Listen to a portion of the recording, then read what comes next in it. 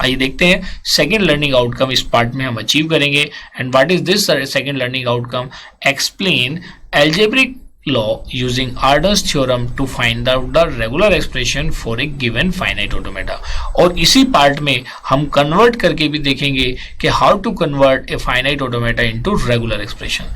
तो ये तो आप जानते ही हैं कि रेगुलर एक्सप्रेशन से ही क्या जनरेट होती है, काइंड ऑफ लैंग्वेज जनरेट होती है या सेट ऑफ स्ट्रिंग्स जनरेट होती है, जिससे उसका बिहेवियर पता चलता है कि ये फाइनाइट ऑटोमेटा किस टाइप की स्ट्रिंग्स को एक्सेप्ट करेगा। जैसे मैंने कुछ रेगुलर एक्सप्रेशंस आपको कराए थे, उन स्ट्रिंग्स के लिए इधर ending in 00, starting with 0, ending in 1, exactly 3 zeros, इस टाइप के मैंने रेगुलर एक्सप्रेशंस बताए थे। तो वो जो एक कॉन्सेप्ट है या वो जो एक सेट ऑफ स्ट्रिंग्स है जो एक पर्टिकुलर सीक्वेंस को ही फॉलो करती है, उसके लिए आप एक जनरलाइज डीएफए डिजाइन करते थे।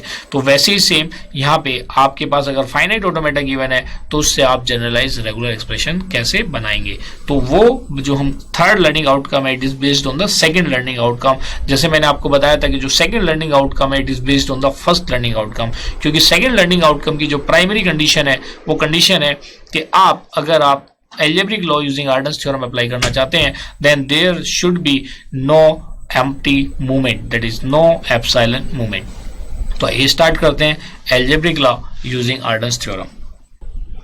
algebraic law using Arden's theorem। तो Arden's theorem आप जानते ही हैं। पहले मैं आपको थोड़ा सा ब्रीफ कर दूं कि Arden's theorem में मैंने आपको क्या बताया था कि सपोज करो P एंड Q अगर टू रेगुलर एक्सप्रेशंस हैं और उसमें P एप्सिलॉन नहीं है, P does not belongs to epsilon, तो इन दैट केस मैंने आपको बताया था कि अगर कोई equation R is equal to Q plus RP की फॉर्म में है तो इस इक्वेशन का एक सॉल्यूशन होगा, that solution will be R is equal to QP asterisk. This was the Arden's theorem. मैंने आपको इसका क्या दिया था, प्रूफ भी कराया था, और कुछ एग्जामिनेशन में इसका प्रूफ पूछ लिया जाता है। क्लियर है? तो आइए जो एल्जेब्रिक लॉ है यूजिंग आर्डन्स थ्योरम, इसके कुछ स्टेप्स हैं जो मैं यहाँ पे आपको लिखवाने जा रहा हूँ और उन स्टेप्स को आपको फॉलो करना है। तो बेसिकली अगर आप देखेंगे जो आप स्टेप्स लिखेंगे वो अराउंड 4 to 5 स्टेप्स होंगे और उसको बिल्कुल ध्यान से आपको समझना है, जैसे आपने एलिमिनेशन ऑफ नल मूव का देखा। अगर वो स्टेप्स आपको समझ में आ जाते हैं then there is no problem in finding the regular expression for the given finite automata. तो लेकिन इससे पहले मैं आपको एक चीज बताता हूं, जो हम algebraic law using Arden's theorem कर रहे हैं तो इस केस में जब हम अप्लाई करते हैं तो हमारा पर्पस होता है रेगुलर एक्सप्रेशन फाइंड आउट करना।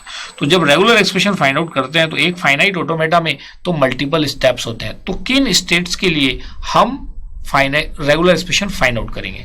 तो this is the key point two remember कि हम फाइनाइट ऑटोमेटा से जो रेगुलर एक्सप्रेशन फाइंड आउट करते हैं only for those states which are final state।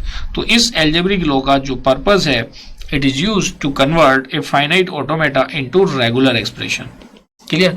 तो इस रेगुलर एक्सप्रेशन से आप जो फाइनाइट ऑटोमेटा बनाएंगे वो बनाने के लिए आप किसका सॉल्यूशन फाइंड आउट करेंगे, ओनली फॉर फाइनल स्टेट। आपको फोकस करना है only for QF, that is final state. अगर आपके ट्रांजिशन डायग्राम में एक से ज्यादा फाइनल स्टेट्स हैं तो आप क्या करेंगे, हर एक के लिए सॉल्यूशन फाइंड आउट करेंगे और बाद में उनका यूनियन कर देंगे। Clear? So you can note down it, जैसा कि आप नोट्स प्रिपेयर कर रहे हो।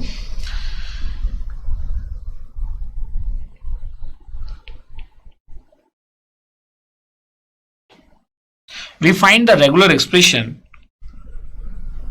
Only for final state. क्यों करते हैं हम फाइनल स्टेट के लिए? आपने स्ट्रिंग एक्सेप्टेंस देखा होगा कि कोई भी स्ट्रिंग कब एक्सेप्टेड कहलाती है, जब वो इनिशियल स्टेट से फाइनल स्टेट को अप्रोच कर ले। तो इसीलिए जब हम किसी फाइनाइट ऑटोमेटा से रेगुलर एक्सप्रेशन फाइंड आउट करते हैं तो उसमें हम सॉल्यूशन फाइंड आउट करते हैं for final state only. We find the regular expression only for final state. अब इसमें क्वेश्चन ये राइज होता है कि अगर एक से ज्यादा फाइनल स्टेट है तो हम हर एक फाइनल स्टेट के लिए सॉल्यूशन फाइंड आउट करेंगे और बाद में उसका यूनियन कर देंगे, और यूनियन का मीनिंग क्या होता है, addition. In case there are more than one final state,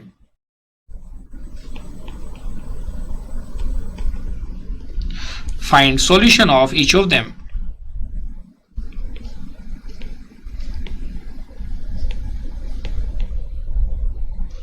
And finally add them, add or union them। So that will be your final regular expression. ये समझ में आ गया। एल्जेब्रिक लॉ का काम क्या है, फाइनाइट ऑटोमेटा से रेगुलर एक्सप्रेशन फाइंड आउट करना, और रेगुलर एक्सप्रेशन किसके लिए फाइंड आउट करना, ओनली फॉर फाइनल स्टेट। अगर एक से ज्यादा फाइनल स्टेट है तो सबके लिए फाइंड आउट करो और उसका फाइनली यूनियन करके उसको एड ऑन कर दो। ये यहां तक तो आई होप कि आपको क्लैरिटी आ गई है इस लॉ की। अब इसके स्टेप्स भी समझ लो कि ये हमें जो फाइंड आउट करना है regular expression from the given finite automata, उसके क्या की स्टेप्स हैं। तो steps to be followed,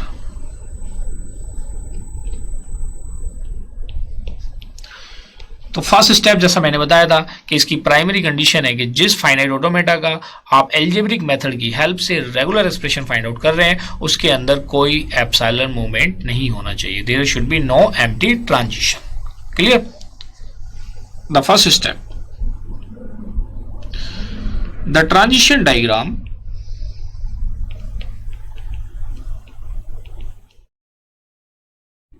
does not contain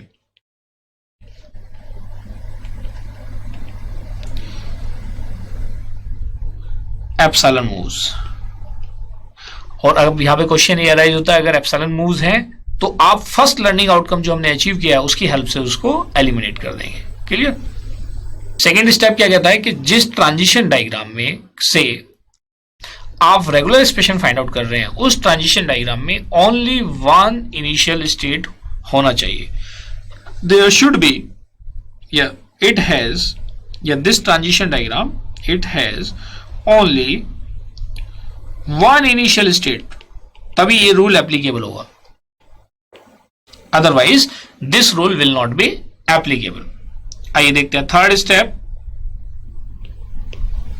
third step में आप ये एज्यूम कर लेंगे कि जो इसके वर्टिसेस हैं वो उसकी आप नॉमेनक्लेचर भी दे सकते हैं कि VI V2 कर सकते हैं, या उसको आप कर सकते हैं जो भी गिवन होगा उसमें वो Q0 Q1 Q2 की फॉर्म में भी हो सकता है। तो थर्ड रूल क्या कहता है, इट्स वर्टिसेस आर क्या क्या हो सकते हैं, Q0 Q1 Q2, बेसिकली जो हमारी स्टेट्स हैं अप टू से Qn। फोर्थ स्टेप क्या कहता है कि सपोज करो अगर हमें इक्वेशन लिखना है किसी VI के लिए तो हमें यह देखना है कि उसके लिए ट्रांजिशन, मतलब Q0 के लिए फॉर एग्जांपल हमें एक इक्वेशन लिखना है तो आपको देखना पड़ेगा कि उसके लिए किस इनपुट का किस एज पे अप्लाई किया गया है और उसका ट्रांजिशन कहां पे हो रहा है। उसी के बेसिस पे आप उस पर्टिकुलर इक्वेशन को फाइंड आउट करेंगे। क्लियर? तो अब आप वो जो इक्वेशन फाइंड आउट करेंगे उसको हम नेक्स्ट स्टेप में कवर करेंगे। यहाँ पे आपको ध्यान रखना है कि जो हम रेगुलर एक्सप्रेशन फाइंड आउट करेंगे वो फाइंड आउट करेंगे ओनली फॉर फाइनल स्टेट। किसके लिए फाइंड आउट करेंगे, फाइनल स्टेट के लिए, जो मैंने आपको की पॉइंट्स ऊपर लिखवाए हैं। और अगर एक से ज्यादा फाइनल स्टेट है तो आपको पता है उसका क्या करना है, union.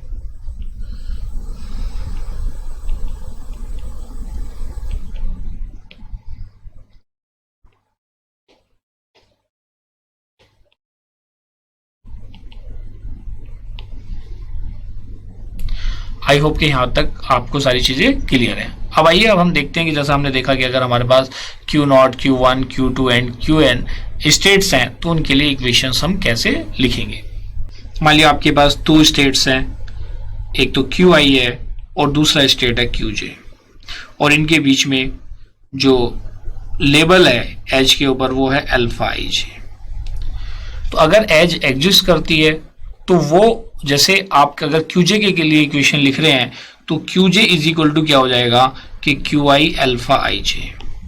In case there is no transition, in case there is no transition with any labelled input, मतलब अगर किसी केस में अल्फा ij की वैल्यू क्या है 5 है तो उस केस में कोई इक्वेशन यूज नहीं होगी।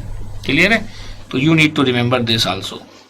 तो फिफ्थ स्टेप में आप क्या करेंगे, आप हर एक स्टेट, देखिए जितने भी स्टेट्स आपके ट्रांजिशन डायग्राम में गिवन होंगे हर एक के लिए आप एक इक्वेशन लिखेंगे, और इक्वेशन क्या होगी, से Q0 इज इक्वल टू इस Q0 स्टेट पे जिस स्टेट से जो भी इनपुट अप्लाई करने के बाद आप Q0 पे ट्रांजिशन आपके हो रहे हैं वो एज इट इज इसके साथ इसमें एड ऑन होते चले जाएंगे, और जो इनिशियल स्टेट का इक्वेशन होगा उसमें आप एप्सिलॉन ऐड करेंगे as per the law of algebraic law, इसमें एप्सिलॉन ऐड होगा।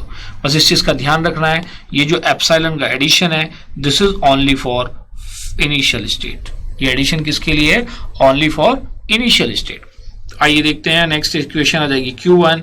Q1 के लिए क्या होगा, Q1 alpha 1 plus Q2 alpha 2 similarly Qn alpha n1 और इसके अंदर कोई एप्सिलॉन ऐड नहीं होगा। You can write for nth state, अगर उसमें n नंबर ऑफ स्टेट्स हैं तो हम इसको जनरलाइज कर देते हैं। It will look like Qn alpha n alpha 1n plus Q2 alpha 2n plus dot dot dot Qn alpha nn। Clear? तो इस तरह से आप इक्वेशंस लिखेंगे। हो सकता है कि आपको ये जो मैंने इक्वेशन लिखी है अभी क्लैरिटी इसकी नहीं आई हो, लेकिन इसकी क्लैरिटी जैसे ही मैं अभी एक एग्जाम्पल कराऊंगा तो आपको इसकी फुल क्लैरिटी हो जाएगी। तो देखिए ये जो लर्निंग आउटकम था जिसमें मैंने अलजेब्रिक मेथड के बारे में बताया था, तो सेकंड लर्निंग आउटकम यहाँ पे आपने अचीव कर लिया है। ये सेकंड लर्निंग आउटकम क्या था, explain algebraic law using Arden's theorem to find out the regular expression for a given finite automata. तो बेसिकली ये लर्निंग आउटकम ये अलजेब्रिक लॉ है। अब इसके बाद जो थर्ड लर्निंग आउटकम है convert finite automata to regular expression, उसको हम एक एग्जाम्पल की हेल्प से समझेंगे। तो अब जैसे ही हमने लर्निंग आउटकम यहाँ पे अचीव किया है, so let us have a knowledge check.